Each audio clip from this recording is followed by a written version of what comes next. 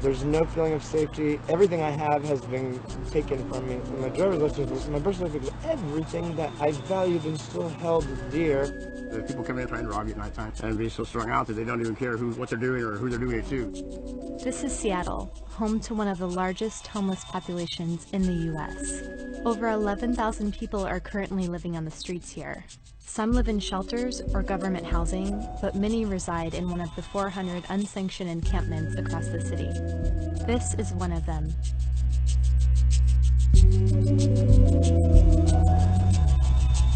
This is Tent City 3. It's not your typical tent encampment. TC3 functions like a mini-city or a co-op. The 100-plus residents living inside make their own rules, vote in leaders, and take shifts to protect the camp. The key rules are zero tolerance for violence, for drug or alcohol, harassment, any kind of thing that's negative to people or detrimental. It's just not allowed. And if you want to choose that route, then you're asked to leave. We have a background check for sex offenders and violent criminals, but we don't allow them in here at all. Houdini, get in here. Underneath the bed is milk crates to use to keep yourself up off the floors. Then it's pretty much just where I've got my containers to keep my clothes and extra stuff in. And then this over here is Houdini's area. This has got his bed along with the blankets and stuff. This is our females dorm, and only females are allowed inside the dorm. This one is a male's dorm. This right here is the community area where people can come and sit, smoke, charge their phones when the power's on. What's the impression you get as to why most of them, end up in homelessness and come to a place like this? Because they can't afford the rent. There's no affordable housing. I've been here 2 years. I've had nowhere else to go but here, so I stay here. Here in this camp, I find peace. I find my stuff is not going to be stolen. I find nice people. There's structure. There is food. There's coffee always. There's a warm bed. Where I was before, you sleep wherever. There's river camps and camps, not like this where there are rules and structure. I've seen violence like I've never seen firsthand before. It's a rough life.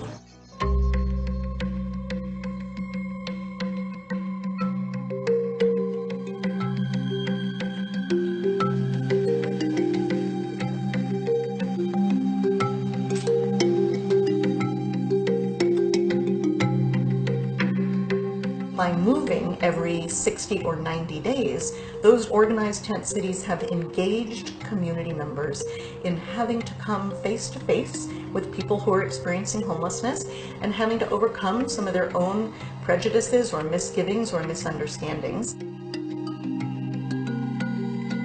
We're in one of the richest cities, one of the richest counties, in one of the richest countries in the history of the world.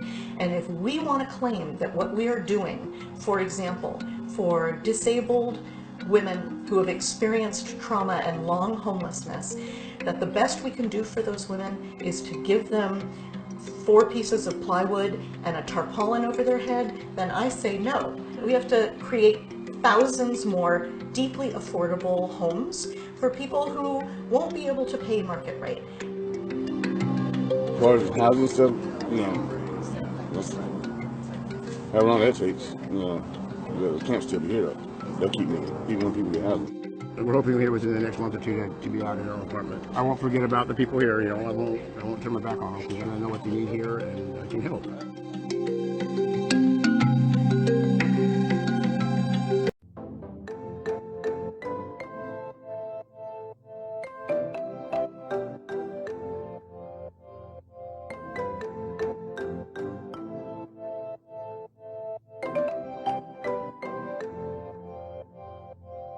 They've been very responsible.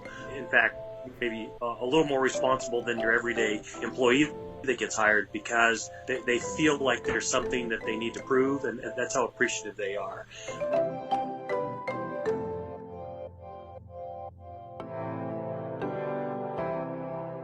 This is the first real paying job that most of them had in a very long time.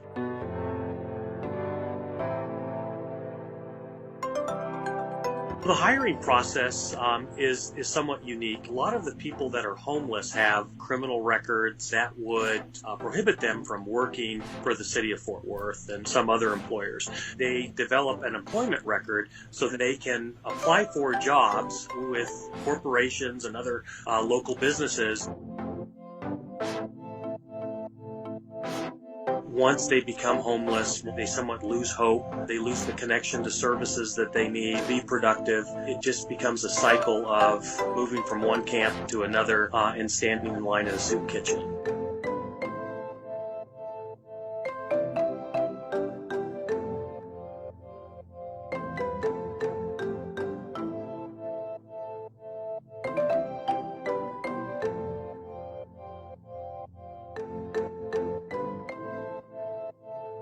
This is the way to fix a lot of the homeless issues in 2018 and beyond.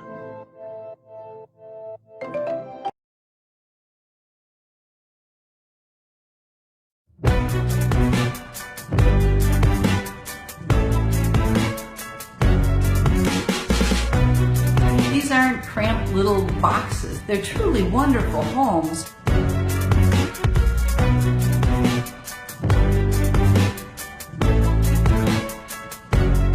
Cass Community Tiny Homes is really meant to address vacant land, abandoned houses, homeless people, and other poor people. And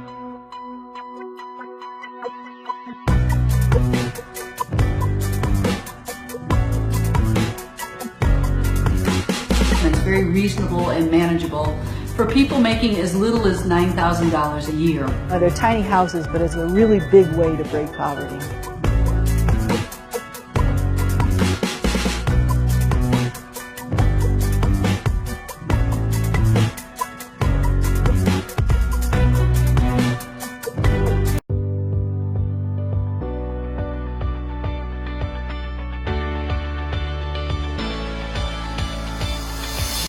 The actual print time for this house was just under 48 hours. The main material we're using right now is a specially formulated proprietary concrete. It's very strong, very low maintenance, and very resilient. One of the most affordable materials on earth.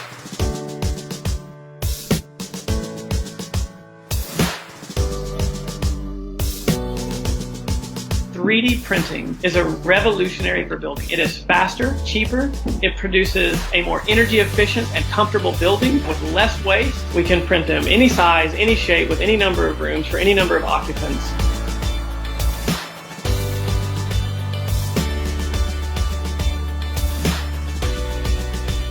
And a clear need for housing in those areas. There are 1.2 billion people without access to adequate shelter, and that is simply unacceptable. The big, ambitious vision is to deliver houses for $4,000 in the developing world. We're pretty optimistic that we can get the print time under 24 hours. We have started engineering the upgraded version of this printer, and then we plan on manufacturing dozens of those printers. 3D printing isn't just a niche technology for certain kinds of homes. It is a revolution in home building that we believe will help homes everywhere get better. They do the fundraising to deliver housing projects to these countries, and then ICON is their technology partner. They were prepared to invest in some research and development to see if they could find a better way to deliver homes in the developing world.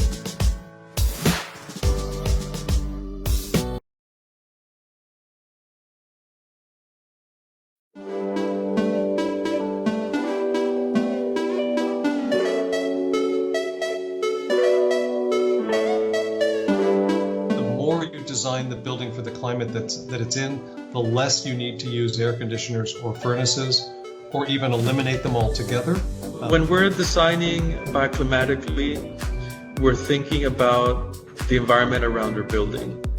We're thinking of the opportunities that we have with the natural forces that we have around us. We're thinking about the sun, we're thinking about the wind. What are the things that I can use in my building to take advantage of the climate around us? Most buildings today are built specifically for pieces of equipment that they cannot survive without. And so part of what we're doing is trying to make people aware of the possibility of living without those systems, or living with drastically reduced amounts of those systems.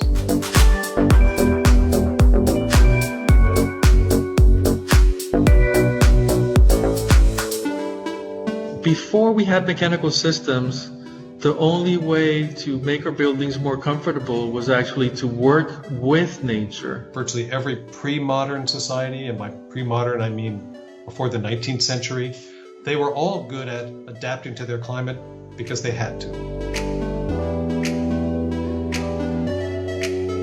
All climates are eligible for bioclimatic design. Certainly some climates are harder to design for than others or require difficult strategies. There's always possibilities to work with climate rather than working against climate.